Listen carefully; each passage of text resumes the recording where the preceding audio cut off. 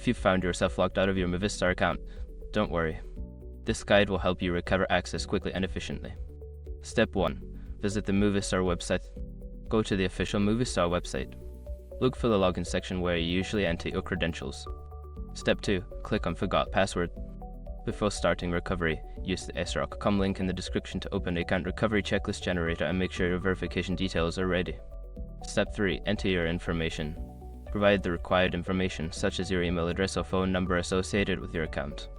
This helps Movistar verify your identity. Step 4. Check your email or SMS. After submitting your information, check your email or SMS for a recovery link or code sent by Movistar. Follow the instructions provided in the message. Step 5. Reset your password. Once you access the recovery link or enter the code, you will be prompted to create a new password. Choose a strong password and confirm it to regain access to your account. If you follow these steps, you should be able to recover your Movistar account without any hassle. If you continue to experience issues, consider reaching out to Movistar customer support for further assistance.